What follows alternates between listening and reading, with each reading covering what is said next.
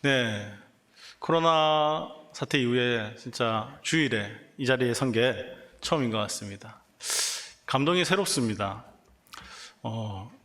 주일에 항상 교육자들과 함께, 목사님과 함께 예배를 드리던 그때가 있었거든요. 텅 빈 예배당을 보면서 언제쯤 다시 여기에 찬양이 울려 퍼질 수 있을까 하는 그런 생각들을 했었는데, 오늘 우리 초등산부 친구들이 함께 찬양을 인도하면서 아이들이 찬양을 하고 어른들이 함께 화답하며 하나님께 찬양 올려드리는 그 모습이 너무나 감격스럽고 너무나 기쁨이 넘치는 것 같습니다. 그러면서도 한편으로는 좀 아직도 마음이 아픈 부분이 있습니다. 예배는 다시 시작되었지만 보이지 않는 그러한 우리 성도들이 있으시고 보이지 않는 우리 자녀들이 있기 때문입니다. 예배를 시작하고 초등산부에도 많은 아이들이 나오지 않습니다. 평균 그래도 40명이 넘게 모이던 아이들이 이제는 겨우 30명을 채울까 하는 그러한 숫자로 나오고 있는 것이죠. 아이들은 오고 싶어 하지만 열리지 않는 환경, 아이들은 오고 싶어 하지만 보내지 않는 부모, 그것을 보면서 참 마음이 아팠습니다. 다시 예배가 회복되어야 하는데, 다시 예배가 회복되어야 하는데, 그때 지금 이때에 우리에게 필요한 게 뭘까 하는 생각들을 하게 됩니다. 오늘 함께 우리가 해야 할 일들에 대해서 말씀을 통해서 한번 살펴보려 합니다. 코로나 사태가 터지면서 사람들은 지금의 삶이 너무 힘들다고 합니다. 생활 경제가 어려워졌기 때문이죠. 또 사람이 사람을 두려워하고 피해야 하는 이 상황이, 이 문화가 또 너무나 힘이 듭니다. 또 사람들은 더 이상 미래에는 좋은 일들은 별로 없을 거라는 그런 생각들을 가집니다.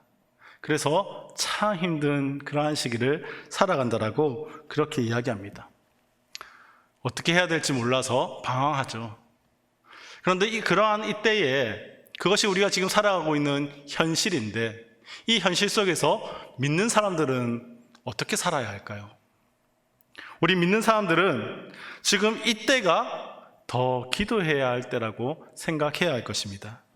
그리고 지금 이때가 더 감사해야 하는 때라고 생각해야 할 것입니다. 성경은 그리스도인들에게 화창한 봄날과 같은 그러한 삶만을 살 것이라고 장밋빛 약속을 하지 않고 있습니다. 오히려 성경은 그리스도인의 삶을 불모의 계절, 뜨거운 여름, 혹독한 추위에 겨울에 비유할 때가 많이 있습니다. 오늘 함께 나눌 말씀의 현장이 바로 그러합니다. 본문이 시작되는 부분을 보면 이 일 후에라는 문구로 시작함을 우리는 볼 수 있습니다. 본문에 묘사된 상황에 이르기까지 과연 어떠한 일들이 있었을까요? 먼저 하나님은 엘리야에게 아합 왕을 찾아가라 합니다. 그리고 이 아합 왕에게 이제 기근이 있을 것이라고 선포하라고 하셨습니다. 이 기근이 있을 것을 선포하고 이 엘리야는 아합 왕의 미움을 받아서 쫓기는 신세가 됩니다. 힘든 그릿 시냇가에 숨어 지내게 되죠. 그곳에서 까마귀를 통해 하루에 2번씩 양식을 얻고 시냇물이 마르기까지 그곳에서 물을 마시며 머물게 됩니다. 그러나 시내가 마르면서 더 이상 그것도 엘리야가 있을 곳이 되지 못하는 것입니다. 엘리야는 다시 용광로와 같은 그러한 곳으로 다시 돌아가 훈련을 받아야 하는 것입니다. 그렇게 엘리야는 사르밧으로 오게 되었습니다. 사르밧에 도착한 그는 굶어 죽기 직전인 과부와 하나들을 보게 됩니다. 엘리야는 그들을 발견하고 그들에게 가서 우리는 매일 삶 속에서 하나님을 의지해야 합니다라는 교훈을 주게 되는 것입니다. 그리고 그의 말대로 하나님은 그들에게 일용할 양식을 공급해 주셨습니다. 이 기적이 바로 마르지 않는 기름의 복인 것이죠. 우리는 기억하고 있습니다. 우리가 하나님을 의지할 때, 매일매일 우리가 하나님을 의지할 때 하나님은 우리에게 은혜를 베풀어 주십니다. 그러므로 이제 엘리야와 또 과부와 가족들은 하나님의 축복과 은혜 속에서 살아가면 됩니다. 저희 하린이가 제일 좋아하는 이 동화처럼 누구누구가 행복하게 살았습니다 라고 마치면 너무나 좋을 것 같습니다.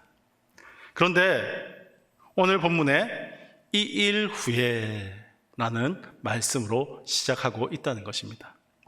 이 일 후에 모든 훈련의 과정이 끝났다고 생각되는 그 상황에서 이전에 경험해 보지 못한 상황, 불가능한 상황을 직면하게 되는 것입니다. 17절 말씀입니다. 이 일 후에 그 집 주인이 되는 여인의 아들이 병들어 증세가 심히 위중하다가 숨이 끊어진지라. 과부의 아들이 무엇이 잘못되었는지는 알 수 없지만 지금 심한 질병에 걸려서 목숨을 잃게 되었다는 것입니다. 과부는 자신의 아들이 숨이 끊어져 죽게 되자 엘리야를 찾아가서 이렇게 말합니다. 18절 말씀입니다. 여인이 엘리야에게 이르되 하나님의 사람이여, 당신이 나와 더불어 무슨 상관이 있기로 내 죄를 생각나게 하고 내 아들을 죽게 하려고 내게 오셨나이까. 여기서 잠시 한번 생각해 보면 좋겠습니다. 하나님의 복을 누리며 살았습니다. 이 엘리야를 통해서 굶어 죽기 직전에 있던 그 상황 가운데에서 하나님의 은혜를 체험했습니다. 그런데 지금 과부의 반응은 내 아들을 죽게 하려고 당신이 내게 왔습니까? 라고 말하고 있다는 것입니다. 이 반응이 과연 당연한 것일까요? 저는 군대 훈련소 시절에 제가 유일하게 군대에 들고 간 물품이 하나 있습니다. 다른 거 저는 돈도 들고 가지 않았거든요. 다른 거 아무것도 들고 가지 않았는데 단 하나의 소지품을 들고 갔습니다. 그것은 작은, 아마 이 정도 될 것 같습니다. 작은 성경 책자였습니다. 시편과 잠언 그리고 신약이 담겨져 있는 이 성경 책자를 한 권 들고 왔었습니다. 거의 매일 이 성경을 읽었습니다. 제가 이 훈련소를 마칠 때까지 그 성경을 한번 살려 보니까 20독을 이상 했더라고요. 정말 틈만 나면 정말 이 성경책을 읽었습니다. 그런데 이 성경책을 읽고 또 읽으면서 훈련을 받는데요, 훈련을 하는 그 시간들이 참 힘들었습니다.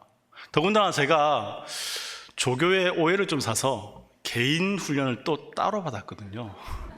제가 잘못한 건 없었는데 오해를 샀습니다. 그래서 따로 훈련을 받는데 이 훈련 받는 시간이 얼마나 힘드냐면 저를 꼭 새벽 1시에 깨워서 또 따로 훈련시키는 거예요. 그래서 이 훈련을 받고 또 아침에 일어나서 또 육체적인 훈련을 받는데 너무 힘들었습니다. 그 힘든데 이 말씀을 늘 묵상하다 보니까 자꾸 예수님이 떠오르더라고요. 예수님이 나를 위해서 받으신 고난은 얼마만큼이었을까? 지금 내가 받고 있는 이 훈련보다, 이 어려움보다 더 크고 더 힘들었겠지. 그래서 이 훈련을 받는데 육신은 너무 지치고 힘이 드는데 그 예수님이 계속해서 묵상되어지는 순간 은혜가 넘쳐서 하나님께 감사를 하더라고요. 하나님 감사합니다. 나 같은 자를 위해서. 그러면 하나님께 참 감사했었습니다. 그리고 4, 5주가 지나고 처음으로 훈련소에 있는 교회를 가게 되었습니다. 교회 예배당에 앉아서 찬양 한 소절을 딱 부르려고, 근데 그 찬양이 심각하게 은혜스럽고 그 찬양이 엄청 눈물 나는 찬양도 아닙니다. 군대에 가면 누구나 부르는 찬양, 실로암, 어두운, 이 어두운 하는데 눈에서 눈물이 진짜 한영없이 쏟아지는 겁니다. 눈물이 하염없이 쏟아지는데 기도하는 중에도 쏟아지고 말씀 듣는 중에도 쏟아집니다. 얼마 전에 몇 년 전에 그 성경책을 찾았습니다. 그래서 이 성경책을 딱 열어봤거든요. 그때 빼곡히 기록했던 저의 일기가 있습니다. 그 말씀을 읽으며 그 힘든 고대 시간들을 견디며 내가 그 가운데 받았던 은혜들을 기록한 글들을 보고 있었습니다. 그곳에 눈물 자국이 여기 저기 떨어져 있더라고요. 예배를 드리며 흘렸던 그 눈물이었습니다. 근데 이 성경책을 보면서 예전에 그 감정이 솟구쳐 오를 줄 알았습니다. 그런데 그 내용을 읽고 있는데 제 감정이 움직이지 않더라고요. 그때의 그 감격이 제게 일어나지 않더라는 것입니다. 참 많은 은혜를 입었는데 그 글이, 그 감정이 저에게는 생소한 것이었습니다. 지금 과부가 이 일을 겪고 있는 겁니다. 지금 과부는 저처럼 이전 일이 생소한 것이 되었습니다. 하나님의 은혜를 누리며 살았지만 그것이 반복되어지고 그것이 점차 잊혀지고 이제는 자신에게 생소한 것이 되었습니다. 그동안 자기에게 아무리 큰 도움을 줬다 할지라도 지금 나에게 일어난 그 불행 때문에 엘리야 앞에 가서 죽은 아들을 품에 안고 비오듯 눈물을 흘릴 수밖에 없었습니다. 이것은 어쩌면 당연한 행동일 수도 있습니다. 아들의 죽음 앞에서 모든 것은 잊혀졌고 아들의 죽음만이 생각났던 것입니다. 아니 오히려 이 일로 통해서 자신의 죄를 생각나게 하고 왜 이 시련을 내게 줬을까? 이러한 생각들이 들었겠죠. 엘리야는 어땠을까요? 사실 엘리야도 지금 당황스럽고 난감하기는 마찬가지입니다. 그는 이미 왕에게 쫓겨났습니다. 그리 시내가에 가서 참으로 힘든 여정을 경험했습니다. 겨우 사르밧으로 왔는데 지금 자신과 함께하는 그 과부의 아들이 죽었다는 소식을 들었습니다. 내 인생은 왜 이럴까? 어쩌면 당혹스럽지는 않았을까요? 그래서 엘리야는 20절에서 이렇게 기도합니다. 20절의 기도 내용 중 이러한 고백을 하게 되죠. 여호와께 부르짖어 이르되 내 하나님 여호와여, 주께서 또 내가 우거하는 집 과부에게 재앙을 내리사 그 아들이 죽게 하셨나이까. 과부의 상심도 크지만 엘리야도 지금 힘이 든다는 것입니다. 그는 또라는 단어를 사용하면서 그의 상심이 이만저만 아니라는 것을 우리에게 나타내 보여주고 있습니다. 사랑하는 성도 여러분, 여러분이 엘리야라면 과부의 가족들에게 신앙의 봄날이 아닌 타는 듯한 여름과 혹독한 추위가 있는 겨울의 고난이 다가왔는데 어떻게 하시겠습니까? 엘리야는 과부의 아들이 죽었다는 소식과 과부의 원망을 듣고 그 이후에 행동을 취하게 됩니다. 그 행동을 함께 살펴보기 원합니다. 19절 말씀입니다. 엘리야가 그에게 그의 아들을 달라 하여 그를 그 여인의 품에서 받아 안고 자기가 거처하는 다락에 올라가서 자기 심상에 누이고. 엘리야는 지금 조용히 과부의 아들을 받아 들고 있습니다. 침묵으로서의 반응을 한다는 것입니다. 그는 어떤 말로도 과부의 슬픔을 달랠 수 없다는 것을 알았습니다. 어떤 말로도 그를 위로해봤자 위로가 되지 않는다는 것을 알았다는 것입니다. 그래서 따져 묻지도 또는 그를 책망하지도 않습니다. 사람의 생각으로 볼 때 어떻게 하면 이렇게 물어볼 수도 있을 것 같습니다. 당신 지금 뭐 하는 거야? 당신에게 베푼 은혜가 얼만데 지금 뭐 하는 거야? 또는 너 진짜 배은망덕한 거야. 이렇게 말할 수 있지 않을까요? 그리고 인간적인 관점에서 보면 엘리야는 사실 이러한 원망을 들을 만한 자리에 있지 않습니다. 그는 그저 하나님이 이곳에 보내셔서 순종해서 이곳에 왔을 뿐이거든요. 만약 사랑하는 성도님들이 본문의 엘리야라면 어떻게 하시겠습니까? 나 자신에게 과부의 아들의 죽음과 같은 이해 못할 그러한 상황이 펼쳐진다면 어떻게 하시겠냐 하는 것입니다. 본문 성경 구절로 어쩌면 우리는 하나님께 따지거나 과부에게 핑계할 수도 있을 것 같습니다. 로마서 8장 28절은 이렇게 말합니다. 우리가 알거니와 하나님을 사랑하는 자, 곧 그의 뜻대로 부르심을 입은 자들에게는 모든 것이 합력하여 선을 이루느니라. 헬라어 원문에는 이렇게 기록합니다. 일어나는 모든 일 속에서 하나님은 자기를 사랑하는 자들과 함께 선을 이루어 가십니다. 말씀에 의하면 사랑하는 자들의 삶에서 일어나는 모든 일은 하나님께서 선을 이루기 위해서 하시는 일이라는 것입니다. 그럼 이것을 어떻게 받아들여야 할까요? 마태복음 10장 29절은 이렇게 말합니다. 참새 2마리가 한 아사리온에 팔리지 않느냐? 그러나 너희 아버지께서 허락하지 아니하면 그 하나도 땅에 떨어지지 아니하리라. 모든 것은 하나님의 섭리 속에서 이루어진다는 것입니다. 그렇다면 이 일은 하나님 어떠한 뜻입니까?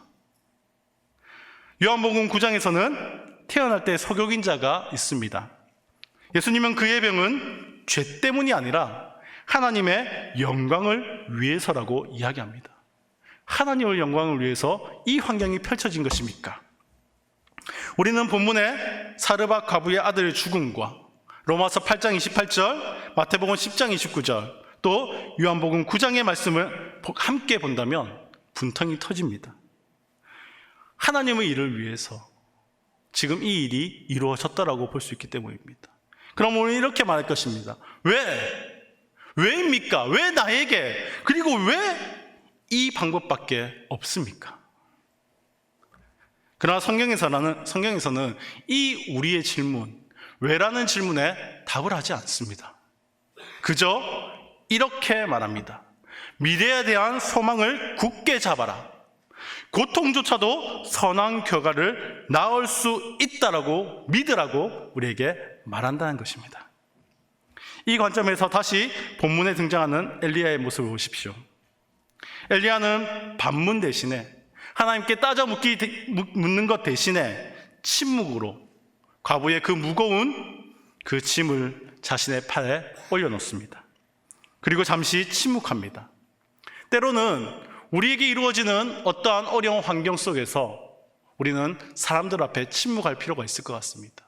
하나님이 이러한 것 때문이다라고 말하는 것이 아니라, 하나님께 원망한 것이 아니라 사람들 앞에서 때로는 침묵하고 하나님의 뜻을 살피는 지혜가 우리에게 있어야 할 줄 믿습니다. 두 번째로 엘리야를 통해 살펴볼 것은 엘리야가 여인 앞에서 침묵만 하고 아이를 안고 다락방에 올라가서 한 행동입니다. 엘리야는 다락방에 올라가서 기도를 했다는 것입니다. 엘리야는 사람들 앞에서 침묵을 지켰지만 19절에서 21절을 보면 하나님 앞에서는 그렇게 하지 않았습니다. 그는 진지하게 하나님께 기도합니다. 주님, 왜 이러시는 것입니까? 제게 무엇을 말씀하시려고 하는 것입니까? 어찌하여 가엾은 과부의 마음을 찢어 놓으시는지요? 저는 주님께 복종했습니다. 주님을 충실히 섬겼습니다. 과부에게도 주님을 섬기라고 제가 권면했습니다. 그런데 재앙이라니요. 제가 감당하기 어려운 상황입니다. 제 힘으로 극복할 방법이 없습니다. 주님, 왜 이런 일을 하시는지요? 이러한 기도를 올렸습니다.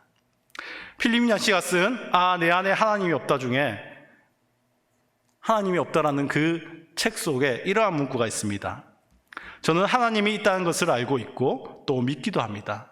다만 그분에 대하여 무엇을 믿어야 할지를 모르겠습니다. 하나님께 제가 무엇을 기대해야 할까요? 제 간구를 들어주시라고 기대해야 할까요?